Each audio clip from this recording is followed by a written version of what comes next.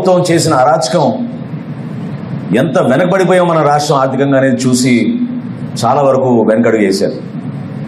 12 లక్షల కోట్ల రూపాయలు అప్పులు చేశారు. ఏ విధంగా ఈ అప్పుల్ని తీర్చాలి? మేము సివిల్ సప్లైస్ కార్పొరేషన్ నుంచి కూడా స్టాచ్యుటరీ పేమెంట్లు కొన్ని చేయాలి. అదే నెలలో మేము 2,000 కోట్ల రూపాయలు బ్యాంక్ ఆఫ్ బరోడా కట్టాలి.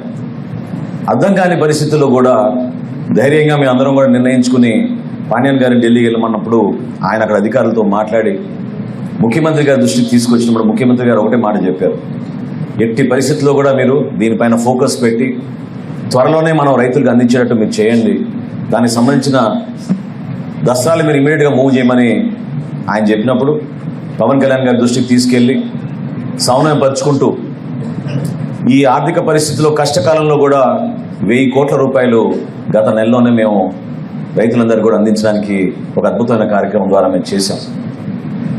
1674 కోట్ల రూపాయల్లో ఈరోజు మిగులు 674 కోట్లు ఒకే రోజున మన రైతాంగానికి అందరికీ ఒక భరోసా కల్పించడానికి కోసం చేస్తున్న కార్యక్రమం ఇది.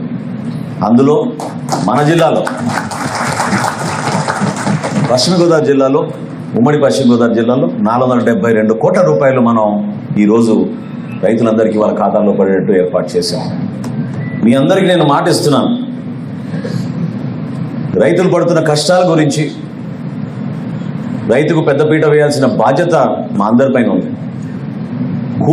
కూటమి ప్రభుత్వం ఎంత బలంగా నిర్ణయం తీసుకుందో, ఏ విధంగా మీకోసం నిలబడ్డామో, మీ అందరం కూడా ఈరోజు మీకోసం అండగా నిలబడడానికి కోసమే ఇంత దూరం ప్రయాణం చేసి వచ్చాం. ఎందుకంటే మీరు గత 5 సంవత్సరాల్లో మీరు పడిన కష్టాలు సామాన్యమైన విషయం కాదు. నేను ఇది పదే ఎందుకు అంటున్నానంటే నేను చూశాను అనేక సందర్భాల్లో మేము రైతు గిట్టుబాటు ధర గురించి, ధాన్యం కొనుగోలు విషయం గురించి జనసేన పార్టీ నుంచి మేము కూడా పవన్ కళ్యాణ్ గారి నాయకత్వంలో అనేక ప్రాంతాల్లో పర్యటించాం, నిలబడ్డాం. తెలుగుదేశం పార్టీ తరఫున కూడా నాయకులందరూ కూడా అదే విధంగా ఈ జిల్లాలో ప్రత్యేకంగా, ఎందుకంటే డెల్టా ప్రాంతంలో గోదావరి జిల్లాలకు ఉన్న ప్రాముఖ్యత మీ అందరికీ తెలుసు.